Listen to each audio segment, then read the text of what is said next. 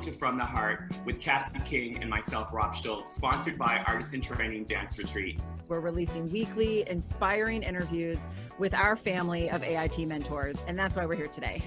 Our intention is to lean into topics of inspiring moments that are stepping stones toward your dreams and bring more love to the world on our adventures through life. Every week, we'll share inspiring moments from our mentors that will fill your heart and bring inspiration into your life.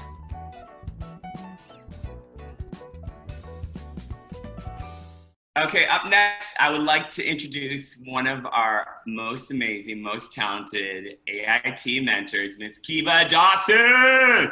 So I just want to, give Kiva, her career is just epic, but I'm only going to give you guys a little taste. And as we speak and ask questions, we'll hear a little bit more about her. Kiva is an actress, a dancer, and just overall talented artist, and super humble soul. And I love you. And I've known you since pretty much my whole California life, which is pretty amazing. So let's just run down some of the credits.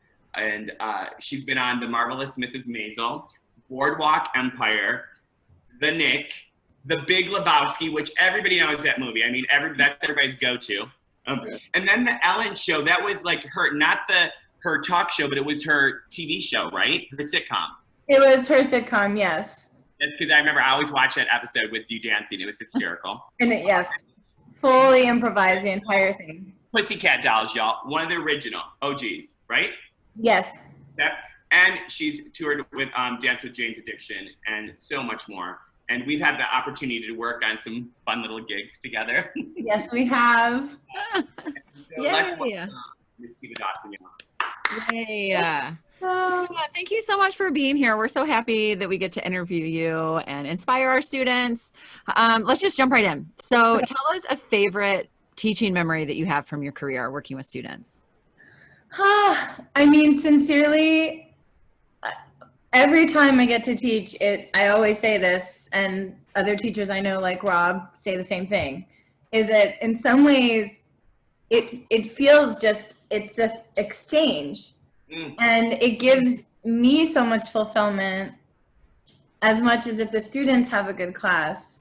It's just this exchange. And from the top of my head, I mean, I've actually been teaching on Zoom to a group of women in Pennsylvania. So not younger students, but, women who just want to dance and learn ballet in a way that feels safe for them. And just that, when you just start to see the carriage change, and especially for people who maybe never could take ballet when they were younger, and then they're older now and they get to do that, and it makes me like emotional. I was just going to say the same thing. I'm feeling. Okay, I've been emotional all day, so don't make me cry right now.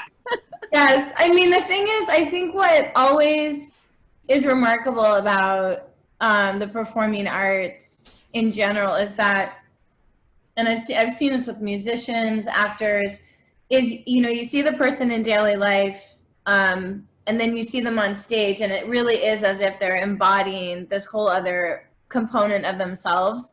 And so I feel like especially when I've taught adults, I can see this little light flicker on behind their eyes when, I might play a song, because I love making playlists. I mean, takes a lot of time, but I care about it because I want them to be able to relate, a story to what they're doing, even if it's fitness, you know what I mean? Because in that world too, that's like this mistaken idea that it's like, oh, we're just jumping around. I'm like, no, let's have an experience, And you can see that I feel like dance makes people ageless in that respect, because you can the wheels start to turn when the memories are happening, and then they find out like why that same glee that they had, when they were younger maybe. And then for younger students, same thing. It's just seeing that little that aha moment. Also when they're free, when we know that the technique is the base, but I think what I had to learn coming from a ballet background, and Rob was actually my teacher after when I would start to take jazz, is that I had the base of ballet, but then I had to learn to let go. And that was a challenge. Mm-hmm. He was helpful in that. I definitely still, I mean, I never knew how to do a knee slide. I had never done any of that. I'd only done ballet. And so in class, especially at a certain time, it was all like that thrash, you know, and I was always like half a count off, you know, because I was trying to like finish the line and just like, you know, so. That's amazing. You're an amazing dancer. But you know, you gotta go big. That's what I say to kids too, and I've heard this in my acting classes as well as to adults is always, you know, if you commit to something, you know, you go there, and then they can always pull you back down. But even if you go into that movement with any hesitation, no matter what it is, I'm sure they say this in ice skating and tennis, and I think it's universal. I think it's a universal thing, right? That to show that commitment. Go big. Go big, and also when you're in class, it's class, and that's where we're supposed to really learn and do the, you know, kick the leg up and fall on your butt. That one, you know, that one's a good one. Yes. I'm gonna be set. I love you. Ballet soon. Oh my gosh. What's some inspiration you can share for dancers out there? Honestly, I mean, I feel like for my son is a dancer as well. Thanks, and for my son, I always try to find mentors throughout his life, and it doesn't necessarily have to be, you know, someone who dances. But lately, we've been watching a lot of documentaries, and they're not necessarily dance documentaries. Or films. Some are. We watched White Nights. We watched a really funny one called My Father is Baryshnikov. It's hysterical, and it's, you know, it's in Russian, so there's subtitles, but it's really a great film. And then Mal's Last Dancer, which is based on a true story. And then continually, I also just watched Black Ballerina. A lot of important documentaries with dance, and then with music. And just in general, I feel like what inspires me is it's like hearing other people's stories and how they got through things, and then keeping things in perspective, trying not to compare and despair, but also think, okay, wait a minute, you know, this person, just like that boy that just received a scholarship, you know. Oh yeah. You know what I mean? Like, that's the thing is I feel like this, and this is the part of me where I'll check myself too, and what Rob and I have talked about this over the years is, you know, we say, oh, it'll all be okay when this happens. Like, I'll know I made it when that happens, and I'll know I'm a good dancer when this, when that. And then there's always that perpetual ellipses. There's always that fill in the blank. And then when you reach those peaks, then what, right? And I know dancers who were saying, oh, I just want to be on Broadway. And I run into them like 6 months later, and they're like, yeah, I'm good. You know, like everyone, like we all, it's like, it's just, so how do we stay, regardless of what's going on in our world now? I feel like with dancers and artists, there is this perpetual chase of something and fulfillment. And I don't really subscribe to the idea that was maybe the generations, like a few generations before us even, is that to be an artist, you know, you have to struggle and hard, and it has to be, you know what I mean? And that dancers were often treated as quite subordinate to the whole, even in our generation, I think. It's like, oh, I can have some water? Thank you so much. You know, like, you offered me water. But I think coming like from a place of staying humble, staying true, and then always taking in the room, always realizing like who your audience is, whose class are you in, you know, trying to draw from other people's experiences. And I think the kids now, I'm really fascinated by what will be with them, because I have a feeling that even just watching my son taking on Zoom, and we live in an itty bitty place, you know, I have the Marley and the ballet bar, so you can see that there.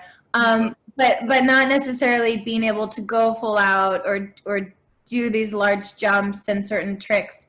And then when they do go back to the studio, which he did get the opportunity to do, and beyond grateful, but with masks and the whole thing, and it's all okay, like it was okay.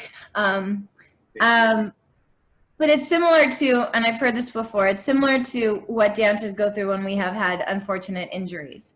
And it's like, okay, so what does that do? And if you watch Wendy Whelan, there's an amazing documentary that she did, you know, speaking of that, where it's like, it's just the ebb and flow of life, you know, and then and Tyler Peck as well, like, how will you dance now? How will you, you know, what does it mean to you? And I think for this group that now might, presumably for, you know, the unforeseen future, have to stay on Zoom with dance, I almost feel like they're going to be our innovators.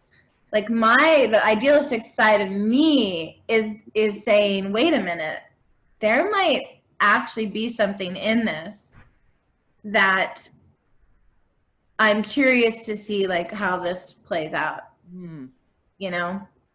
I love that perspective. I think perhaps also it might challenge even things that they're understanding in their body. I even know from my son, like, he has like a big jump, but he was more springing than jumping.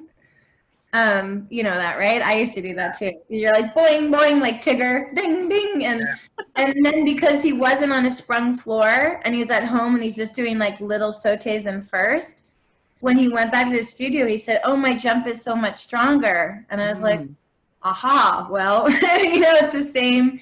And then you look at the boy, you know, and there are other students that I've seen on Instagram and over dancing in any floor possible, on dirt, on gravel, you know, and they need to move. And that's who we are. What is one of your most memorable gigs or performances or something? You've had so many amazing jobs in the industry. Like, what's one that just like stands out that you're like, ooh, that's a memory you're going to hold on to? Oh my gosh. I mean, there are so many that I'm so grateful for. That I really, because the most recent one was when I was in New York and I had the honor to work with Patricia Birch, Pat Birch, who created Grease, choreographed Grease, and directed Grease, and among so many other things, and is so iconic to me.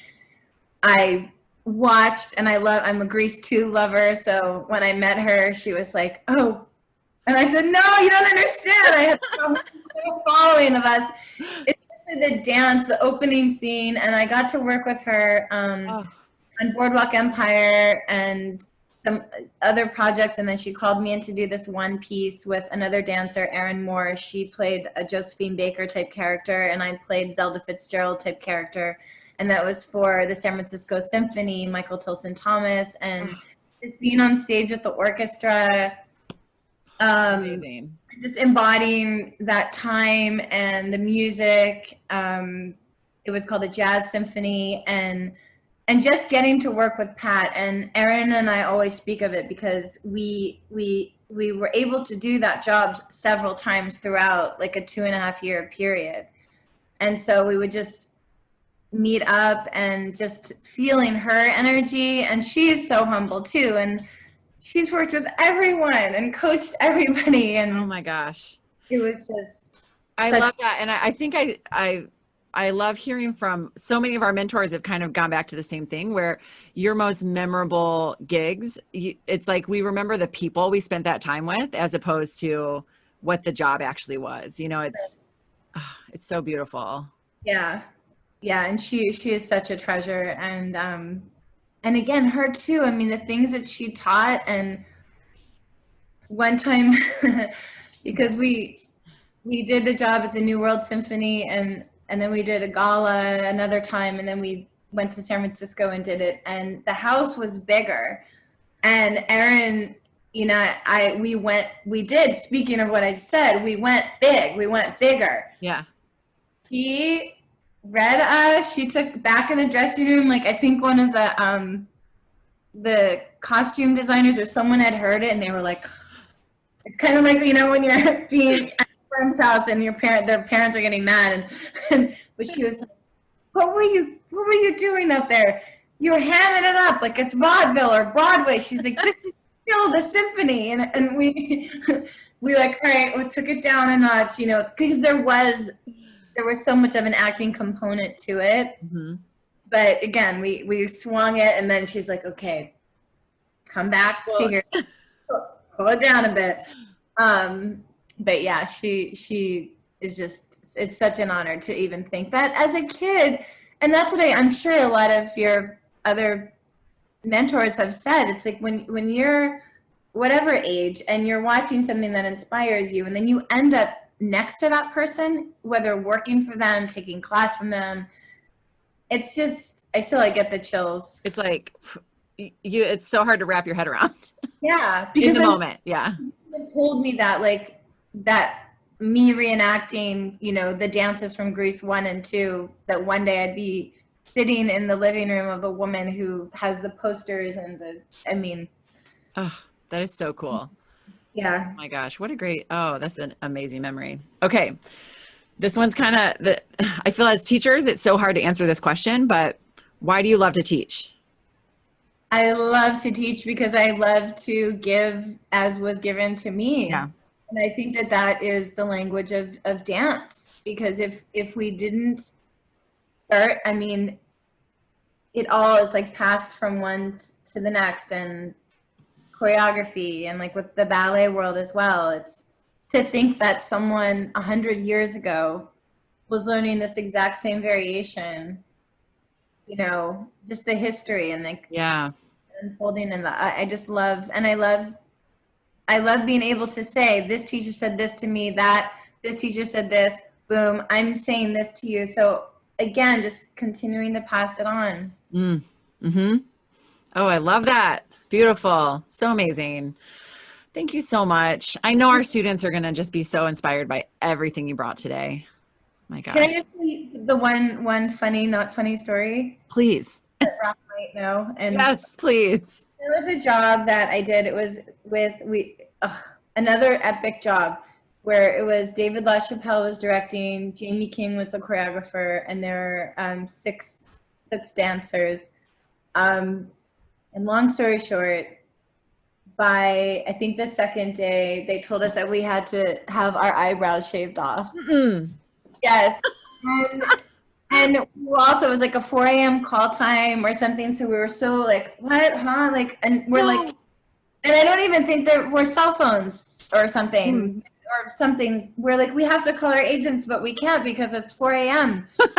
And so they just took our eyebrows off and then drew them in, you know, and it was whole, like the whole aesthetic, of course, was amazing. And it's like, you know, David LaChapelle and like Warhol, Baz Luhrmann type of amazingness. Oh my gosh. And when all that makeup came off, we had no eyebrows. And so we all bonded. I won't name the dancers for their own privacy, but we all bonded because of that. Because after, like, months later, we'd see each other at auditions and kind of go, so how is it? Yeah. Going, girl? And, like, luckily they grew back, but it was, so again, the point of the story is there was a dancer who also was in that who's actually said, you know, I'm not comfortable. I'm a little bit, like, my casting right now, I'm going into this other type of demographic or whatever. And so she advocated for herself, and she also is a, like, gigantically iconic person and dancer, choreographer, creator. But it was that sense of, it's one of my stories to tell younger dancers of, it really is okay to advocate for yourself. And I think that this generation knows that more than maybe I did back in the, late 90s. Mm-hmm. Because you actually do have to get paid for when they change your appearance. You do have to things like that. And it's not about money, but it was hard because none of us could audition. Right. After that. And it's just one of those stories. And now I can look back and laugh. But at the time, I was sitting in my room just trying to plaster my bangs down and, but it didn't work because I had no eyebrows. Oh my gosh. I'm not good at drawing. No. And you would think, but maybe nowadays they would be able to maybe put some tape over and do the makeup but not back then.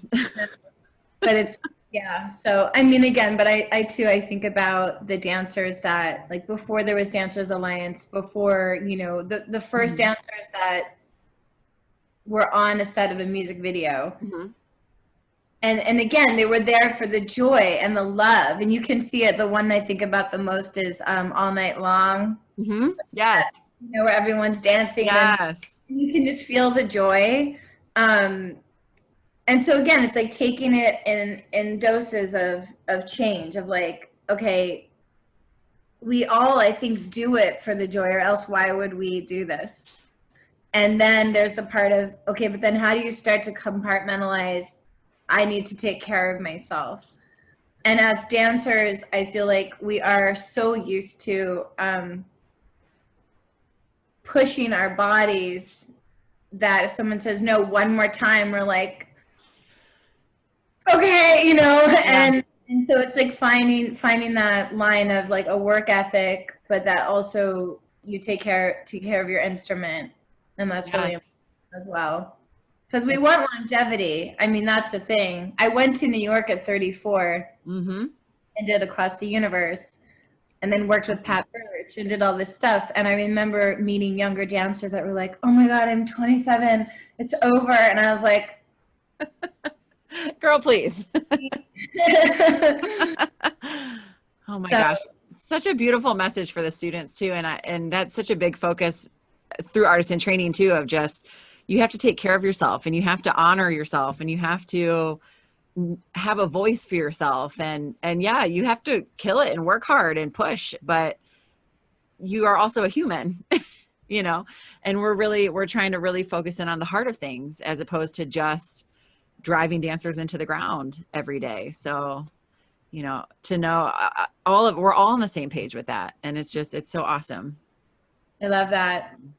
Kiva, this next part of our question, super fun, super easy. I call it Rob's Rapid Round.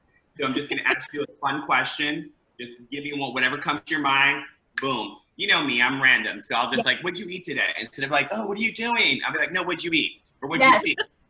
So our first question, what's your favorite movie? Terms of Endearment. Oh, dude, I love you. Crying. I'm already crying. I've watched it probably 150 times or more.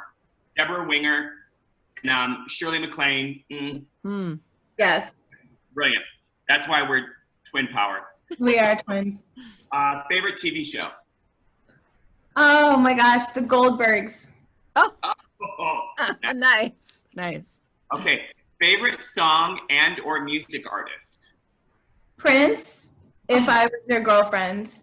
I'm just to say that and I still think at this same age, I don't care. If the person that maybe I like or we're friends, if they don't understand the lyrics to that song, then I'm like, I don't think we can be friends. That's valid. Being truthful. Favorite podcast and or book? Oh, I don't really listen to podcasts. I probably should more. My favorite book, off the top of my head, is The Portable Dorothy Parker. So Dorothy Parker, the poet. Yeah. Yeah. Nice. And actually Prince references her and he sings us the ballad of Dorothy Parker. And she's a great writer and very witty. Didn't they do a movie on her though too, right? I think I swear they did something. Okay. I don't know. I got to check that book out though. I'm excited. Yeah. Okay. One word. It's a word that inspires you, it fills your heart, brings joy to you. Jessie. Oh, Aww. oh my God, that's beautiful. Okay, how can we bring more love into the world right now? Music. Mm. Preach. That is, and yeah, music. I feel like music, because again, watching these documentaries, there's one on Robert Johnson. Like every documentary I watched, it follows a similar theme, and it also teaches history of music and where it came from. And I feel like we have dance documentaries that do that too. But I just know that for me, music is everything. Mm. It's everything. It's not weird that you say it because we're twins, but when I came in the door the other night, I was like, music is my savior. It's my life. It's my art. It's my creativity. It's what moves me. So for real, like music is why I'm living. It's so healing. It's so, Well, love. Kiva, thank you for spending time with us via Zoom. I miss you. I can't wait to really I'm giving you a virtual hug. Thank you for sharing your amazingness, your vulnerability, being authentic, and just really giving us some really good gold nuggets to share with the world to inspire other people. So I love you so much. I love you too. Until we see each other, and hopefully soon. Okay, I love you. Thank you, Kiva. Thank you.